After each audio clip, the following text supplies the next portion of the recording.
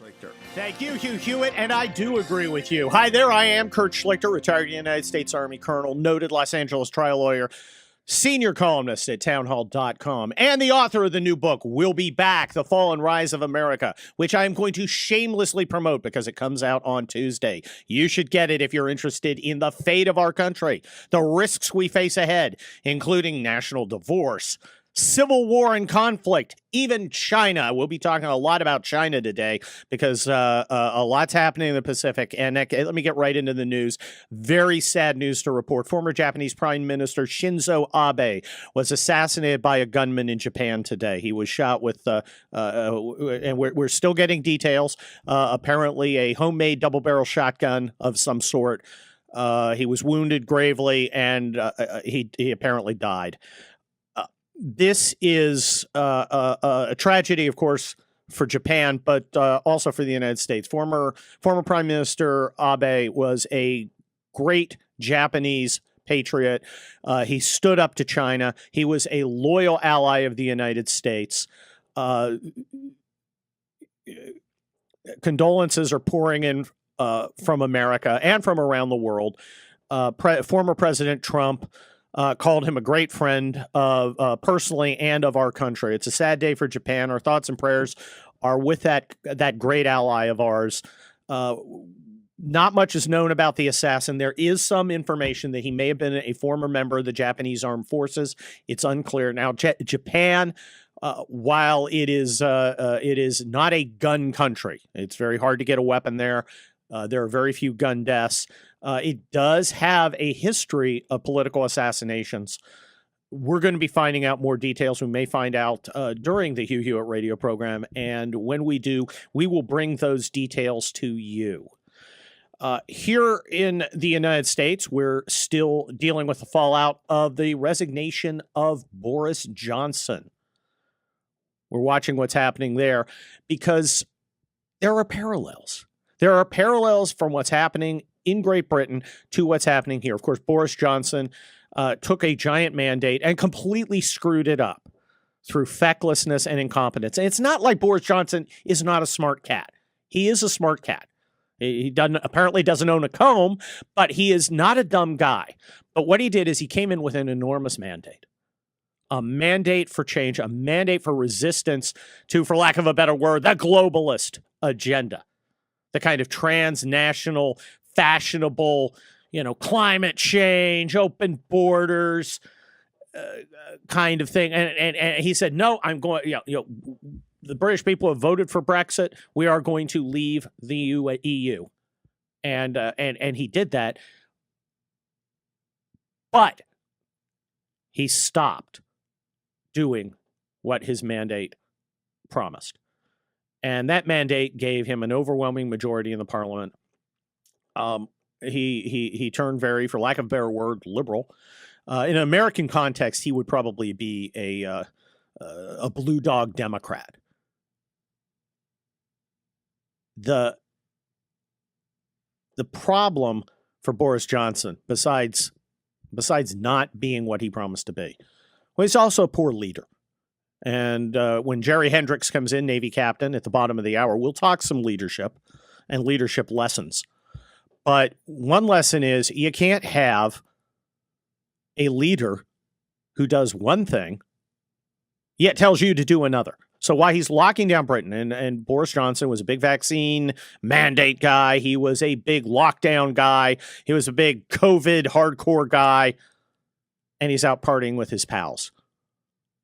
As other people were locked out, as they couldn't visit their family in nursing homes, as they couldn't bury their family, as they couldn't go out. And he's, pouring champagne with his buddies at 10 Downing Street. Unacceptable.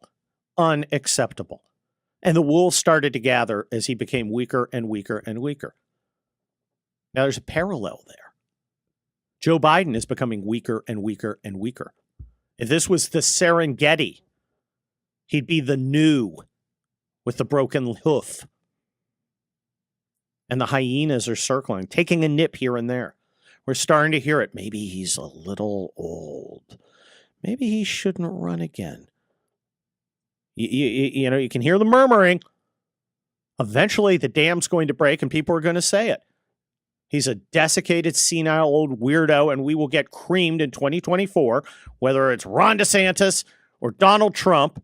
And folks, the word on the street from people who know is that the president is looking to run. So that is the latest gossip I have heard from my many sources. The president is looking to run again. And Joe Biden's not going to win again. Joe Biden's a mess. But fortunately, he's got something helping him. He's got an ace in the hole. And then, of course, that's Kamala Harris. Have you seen Blazing Saddles, where Cleavon Little, Dwayne, you remember Blazing Saddles, right? The documentary from Mel Brooks, the docudrama from Mel Brooks, one of my favorite movies. And of course, Cleavon, the townspeeple are about to lynch Cleavon Little, and he pulls out the gun, sticks it to his head, and he goes, "I'll do it." He's like, he's crazy enough. He'll go ahead and do it. He's crazy enough to do it. That's Kamala Harris. Yes, she's the six shooter. I'll do it. You take me out. Take me out. You got her. There's lots of talk out there. Well, maybe they can force her off the ticket. That's not how any of this works. Well, he's Joe Biden is very happy to have Kamala Harris around. He cut number 2, he introduces her. This is great. Yeah, this is grand. This is amazing. Cut 2. I want to thank the Vice President Harris and the Second Gentleman for allowing us to join them. No, for joining us. They were in the East Room in the White House. Now, she doesn't actually live there. He does. She's at the Naval Observatory. Yes. But he's happy to join them. Look, I'm going to say it, and I don't care whose toes I'm stepping on. I think Joe Biden may be slowing down a bit. Is that crazy talk? I think he has maybe 3-4 good hours a day, and that's it. The rest of the time, it's like overdue for a nap. I don't even think he has that. I think he's in a perma-lid. Ain't no way that nobody's gonna leave this town. Hell, I was born here, and I was raised here, and dadgummit, I'm gonna die here. Great. Wait, he's the cranky old prospector. Joe Biden is Gabby Johnson. Gabby Johnson, the cranky old prospector. Yes. He should be running a chuck wagon somewhere. Now, Dwayne, you cut clips for me. When I come in here, I get a long sheet of clips. I cut clips for you everybody. Cut clips. Yes. Today, I'm having trouble deciding which is the stupidest statement by some Democrat politician. So I want to have a countdown. You want that's a good idea? Top 3, top 5. Oh, I got a bunch. Why don't we start with Representative Cynthia Axne, which sounds like somebody who can't pronounce acne. Yes. She's from Iowa. She's going to get creamed because Iowa's turned hard red. I think so too. Cut 19. Cut 19. What is your messaging for all of that, and how do you propose solutions? What's going to make this stuff better? Sure. Well, the unfortunate thing is that when the Republicans don't have anything good to run on, so what they're running on are narratives that they believe will scare people. Some of it's incredibly misleading, and certainly some of it isn't even remotely the president's fault or anything in Congress. Okay. Who's the president, allegedly? The desiccated old fossil. Desiccated old fossil. And is gas really expensive and inflation going through the roof? It seems to be. Okay. So what she's essentially saying is it's a false narrative that gas is really expensive going to a roof. Who's supposed to make everything better as president? That's kind of the implied promise. That would be Krusty, right? He's not getting it done, right? This is the Dick Durbin line. Dick Durbin yesterday tried to say, well, the Republicans, Mitch McConnell, they're not talking about the important stuff. They're trying to focus on the discrete issues like the economy. He actually said that. Okay. Maybe we should focus on democracy. Well, we elected the Democrats to fix things. They haven't fixed it. Looks like they're not cutting it. They're not getting it done. Oh, we got more clips of dummies coming up. Get my book. We'll be back. The Fall and Rise of America. It's uncensored Schlichter. You get the full Schlichter here. Take it away, and thank you, Kurt Schlichter. Thank you, Hugh Hewitt, and I agree unreservedly. I am Kurt Schlichter, guest host here on the Hugh Hewitt radio program at the Relief Factor studio in beautiful Southern California. I am a retired United States Army colonel. I am a noted Los Angeles trial lawyer, senior columnist at townhall.com, and the author of We'll Be Back, The Fall and Rise of America, the new book coming out from Regnery. It drops on Tuesday. You should get it. We are following a tragic story from Japan, a great friend of America, a great Japanese patriot, former Prime Minister Shinzo Abe, murdered by an assassin while campaigning for a parliamentary candidate. There's more footage coming out. It was apparently some sort of homemade cannon. They say it's a gun. Looks more like a cannon of some sort. More information will be inbound. They do have the assassin in custody. Initial reports seem to be that the man is mentally disturbed. We'll be tracking this, but it's a dark day for Japan, and it's a dark day for America. Shinzo Abe was a great friend of the United States, a great friend of freedom, and a great advocate for his country. America's thoughts and prayers are with the Japanese people today. And I am joined now by a guest who's new to the Hugh Hewitt radio program. He's Marion Smith, president and CEO of the Common Sense Society. And I think we have lots to talk about. Marion, can you tell us a little about what the Common Sense Society is? Sure. The Common Sense Society is an educational foundation active in the United States and Europe, and we promote liberty, prosperity, and beauty. And we do that through hosting educational fellowships for young professionals and young scholars. And we have several open right now. Those are 6-day-long programs. We encourage your listeners to apply or to recommend that someone apply. We're hosting those in South Carolina, the Netherlands, the United Kingdom, and Hungary over the next few months. We also produce curricular resources for middle and high school students, including basic economics and civics, and host teacher seminars, which are going to happen also in Florida this month. So I'll be down there with about 100 teachers for 3 days. We want to fight for our civilization, which begins with introducing new generations to it, and of course, shoring up our own principles here in the United States. We have a great country, and I hope we're not the first generation to leave it worse off than we found it. Well, I recently wrote a book about those very same topics, so I think we're kind of tracking. I was following your Twitter account at Smith Marion, Smith, just like it sounds, Marion, and you offered your condolences to Shinzo Abe. What does the murder of the former Prime Minister of Japan say about our first world culture? Because Japan is closely integrated in many ways to the rest of the world, and this seems so alien to Japan, even though it does have a history of political assassinations.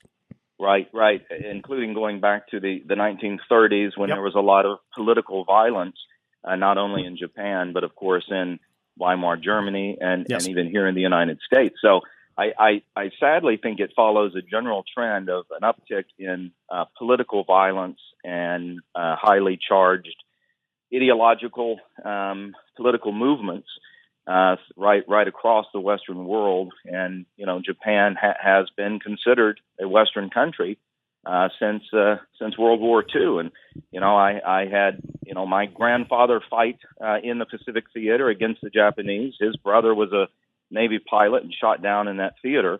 In fact, in my office, I've got a mortar a mortar round that my grandfather brought back on the ship from an island. Gosh, I hope it was deactivated.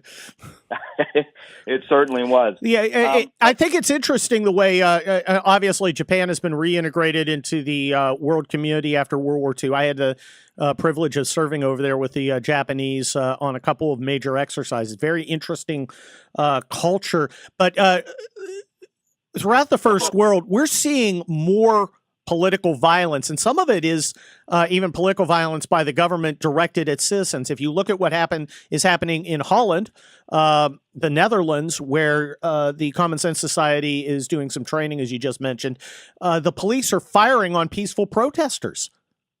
You're absolutely right, and just to note something on Abe, he is someone who in Japan navigated this very difficult cultural situation of behaving a little bit more like a nationalist in Japan, but developing closer ties with the United States, especially on the issue of communist China.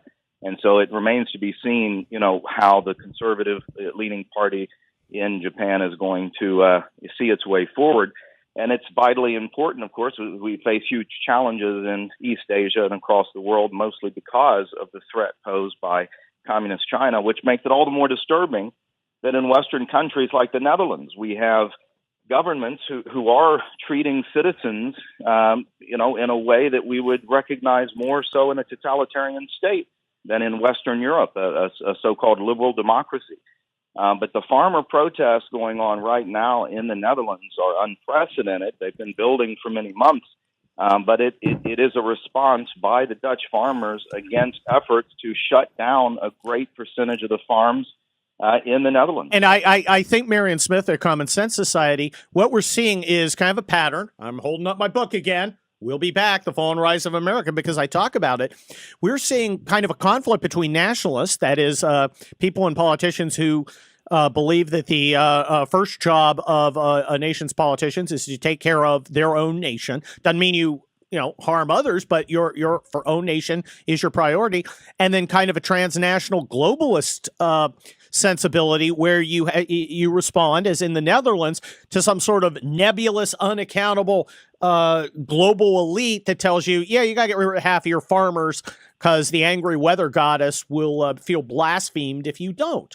And we're seeing that all over the world. We're seeing that here in America with President Gumby destroying the American energy industry for no good reason other than to satisfy global warming cultists in Marin County in Manhattan. Well, I'm one of those who absolutely recognizes that globalization is a fact, and I do think that free trade is a wonderful thing, and there has been more integration with economies across the world. But it's a fallacy to think that you can have free trade with a slave state like communist China. That's and true. So we've relied on dogma too much in the sort of freedom movement over the last few decades, and it has come to hurt us. When it comes to the Netherlands, they produce they're the number 2 exporter of agricultural goods in the world. Who knew? After the United States, and that's incredible when you think that it's only a country of 17 million people. So they're highly productive. Their farmers are some of the most environmentally conscious in the world. But the United States and Europe and other countries rely on those exports from the Netherlands. And why would we hurt our ability to feed our populations in a world where we know countries like China will use our dependence on basic foodstuffs and other things that we depend on in the supply chain for political reasons? No, absolutely. The Chinese understand that the priority of the Chinese government is China. And I understand that. I don't expect them to do anything else. But unfortunately, our own government seems to think it has some sort of higher responsibility than to the American people. That the dealing with the kind of Davos elitist agenda, which is absolutely unaccountable. I don't remember voting for it. Is their priority. And it is somehow nationalist to actually favor your nation. Are we going to see? Are we going to see that come around as the populists rise? So we only have a few seconds, and I'd like you to also tell you where you can find out more about the Common Sense Society. Sure. Well, that confrontation is an intellectual one, but it's playing out practically, and it's affecting daily lives of people throughout our civilization. And you see it on the streets of the Netherlands with, tens of thousands of tractors now blocking streets and intersections, including in Amsterdam.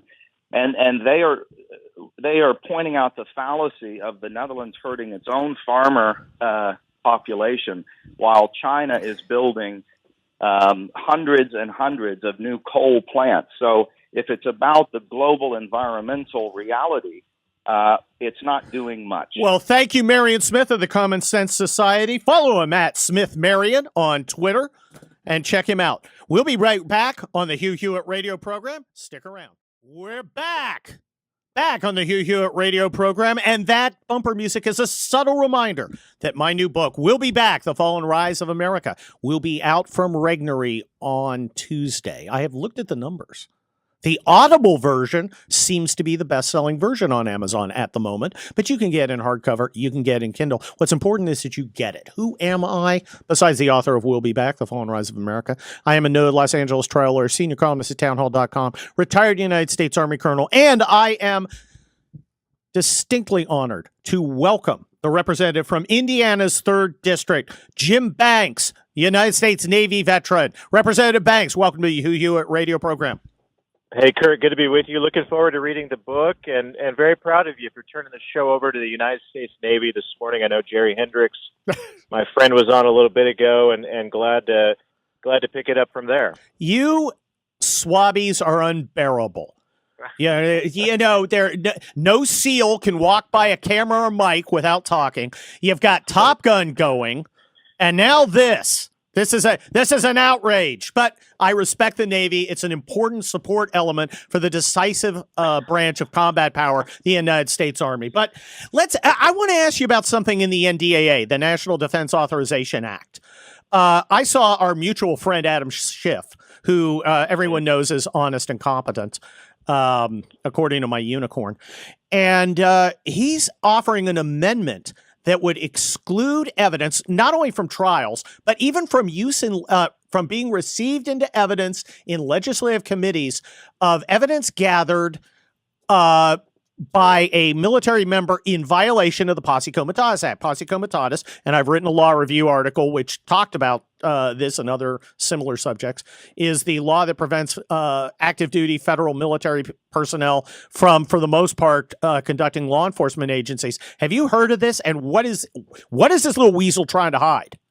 Well, when I first saw this last night, when Julie Kelly exposed it on Twitter and brought a lot of attention to it, my first instinct was to go to the January 6th committee and assume that this had a lot to do with that. And I think it probably does, which raises a lot of question. What type of information is the United States military gathering that's useful to the sham January 6th committee, which means that a lot of us who sit on the Armed Services Committee need to start asking those questions in upcoming hearings. But then when I started peeling back the layers of the amendment, I realized, no, this is a lot bigger than that. I mean, Democrats know that a red wave midterm election is right in front of us. Democrats know we're going to win back the majority, that guys like Jim Jordan are going to be chairman of powerful committees. Jim Jordan, the right man, the right place at the right time, chairman of the Judiciary Committee. All of our committees have an oversight function. So on the Armed Services Committee, one of the very first investigations that we're going to launch into is related to the debacle in Afghanistan. And this Schiff amendment would protect them from turning over evidence related to that as we launch investigations into situations like Afghanistan. So it's not just January 6th, it's Afghanistan. It's a lot of the other investigations that we plan to launch into that Schiff is trying to protect the administration from not turning over related documents that we'll need to conduct that type of oversight. Well, Representative Jim Banks, I actually spent about an hour on the phone with Julie Kelly last night talking about that. I worked extensively with Posse Comitatus issues as a United States Army officer. And tell your staff they're free to give me a call if they'd like to discuss it further, because I think there are some nuances there. But look, if Adam Schiff is doing it, there's something going on and there's something dirty. But you mentioned oversight, and oversight is key. And I want to ask you, if the Republicans were in power today, what kind of oversight would they be doing of this revelation that Hunter Biden connected Sinotech some sort of Chinese company that apparently Hunter Biden has some sort of interest in, was the recipient of a large amount of the oil released from the United States Strategic Reserve that was sent over to China. What would you guys be doing if you were in charge now? Because as long as these Democrats are in charge, we're never going to get any oversight of the administration. Yeah, this is crazy, but it shouldn't be surprising to anybody. It's just a new example of the corruption that we knew already existed. The Biden family is the most corrupt family to ever occupy the White House, and that's saying a lot after the Clintons. Yes. But we knew this already. That the laptop told us this. It told us that the Biden family is deeply entangled with our greatest adversaries, including the Chinese Communist Party, including Russia, entanglements into the worst parts of Ukraine. They've taken millions of dollars. We know that Joe Biden was skimming money off the top and profiting himself from the access that his son was selling to these foreign adversaries when Joe was vice president. And now we can assume that those activities are still continuing today. So I talked about Jim Jordan a little bit ago. I know one of his very first objectives is going to be to launch an investigation into Hunter Biden, his business activities, and the family, to expose this even further. I can tell you, I mean, we already know it. We know that if this was Donald Trump Jr., they would have impeached Donald Trump already. For what, the 15th time? How many times did they impeach him already? I lost count. On a third impeachment right now. I mean, this is insane. When they impeached Donald Trump for stuff that he didn't do, but the Biden family did do. I mean, that's the fact of the matter. And we have a moral duty as Republicans to launch into these investigations and hold the Biden administration and these Democrats accountable for their abuse of power.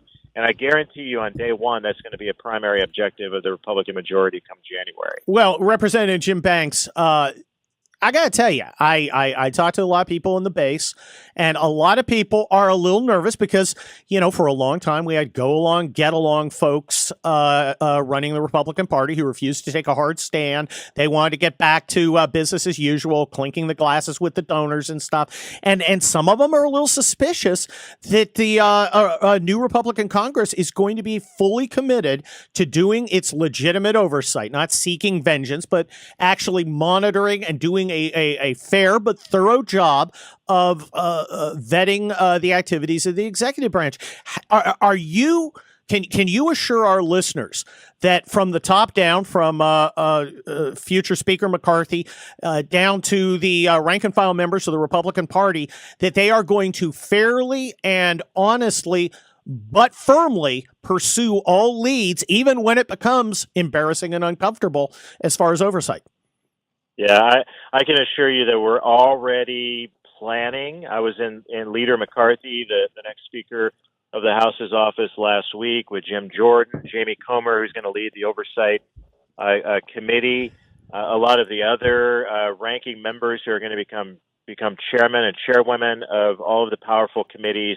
And Leader McCarthy stresses this every day. It is a primary role of the Congress to provide oversight, and all of the committees have an oversight function and role. So I serve on Armed Services Committee. We have oversight of the Pentagon, and as I already said, Afghanistan is going to be a major objective. This isn't the go along, get along Republican Party anymore. And the biggest reason why is because this is the party of Donald Trump, and his fingerprints are all over the Republican Party, up and down the ranks of representatives, senators who came, like myself, who came to Washington with Donald Trump or after he was elected. He taught us how to fight back, and if there is ever a time to fight back, it's right now. I understand the skepticism, Kurt. I get it, because we've seen it time and time again with Republicans who didn't live up to the promises that they made on the campaign trail.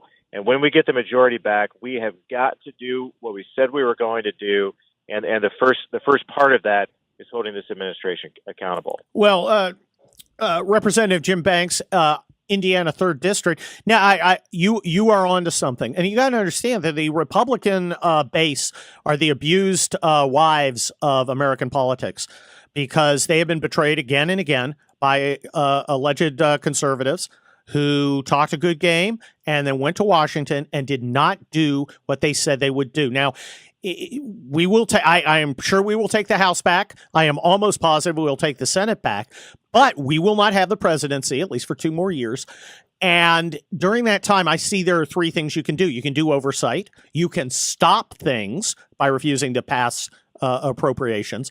And you can compromise where possible. Is there anything else you can do? And how can we make the base understand that we are doing what we can within the system with the limitation that we don't hold the executive at least till January 2025?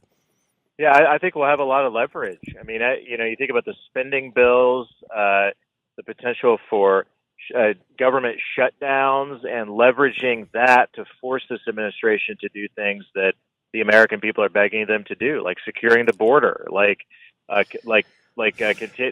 bringing back the construction of the Keystone Pipeline, and doing what we can to make America energy independent again, passing balanced budgets and getting back to fiscal responsibility. So we'll have leverage to push the administration to do things that they wouldn't otherwise do with the threat of government shutdowns at the feet of Joe Biden, the president. So we've got to use that leverage, and I believe that the leadership of the Republican Party, at least I can only speak for the House. I know that our leadership is prepared for that, prepared to wield that leverage and use the power that we have for oversight. Tie up all of these agencies of the federal government, and take a page from the Democrats' playbook, what they did to Donald Trump for 4 years, and use that same type of intensity that we have in the House to tie up these agencies to stop them from doing more harm to American businesses, American employers, American families.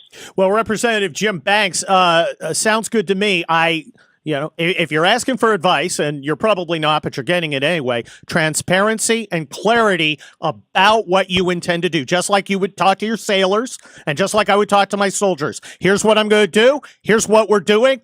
Trust me and earn that trust. Representative Jim Banks, one of the good ones here on the Hugh Hewitt radio program. I'm guest host Kurt Schlichter, author of We'll Be Back, The Fall and Rise of America. Stick around. And I am joined now by Tarzana Joe. Hi, Joe. How's it going on the Hugh Hewitt radio program today? I'm doing fine. And yourself? Oh, I am full of vim and vinegar. I don't know what that means, but That's a salad dressing that they use at Chipotle, I think. Exactly, and I sprinkle me with feta. And you, I don't know what that means either.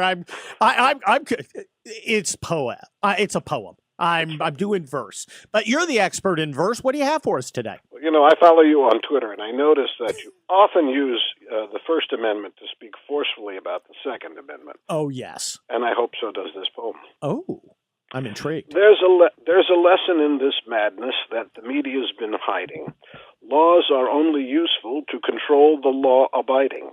Pass the prohibitions that you think you want or need, and rest on my assurance that the honest will take heed. That won't produce solutions to the problems that you're after. The chorus from the lawless will be little more than laughter. Propose reforms so sensible majorities endorse them, but laws are only useful if your DAs will enforce them. And in their leftist wisdom that's as lawless as secession, they wield another weapon. I think it's called discretion. Here in L.A. County, you read it every day. A felon with a gun? Well, we'll just look the other way. Step across a line that would put both of us in jail, and they're looking for a reason to eliminate their bail. So there isn't any measure which will cure, as if by magic, the scenes that we see weekly which are horrible and tragic. I'm not senseless to these horrors, and I'm not a great debater. But with what they're proposing, I see horrors that are greater. Criminals so fearless and the state so supersized that the innocent civilian, by both, is victimized. Wow, Tarzana Joe, a moving tribute to the Second Amendment and the right of the people to keep and bear arms. Thank you very much. Now, look, if I were in the need of verse and I wish to commission poetry, how might I go about doing that from you, Tarzana Joe, poet laureate of the Hugh Hewitt radio program? Well, say you wanted a verse to start each chapter of your new book. Just a scene setter. Are you referring to We'll Be Back, The Fall and Rise of America from Regnery Books? Yeah, that one, okay. then you would just contact me at tarzanajoe@reagan.com or tarzanajoe@hotmail.com, or go to I Want a Poem on the tarzanajoe.com page, and you just reach out and touch my poetic quill pen, and we work together.